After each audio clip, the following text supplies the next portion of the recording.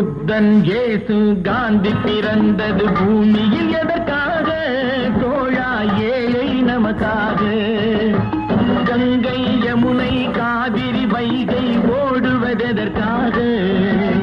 நாளும் உழைத்து தாகம் எடுத்த தோழர்கள் நமக்காக. கேள்விக்குறி போல் முதுகு வளைந்து உழைப்பது எதற்காக?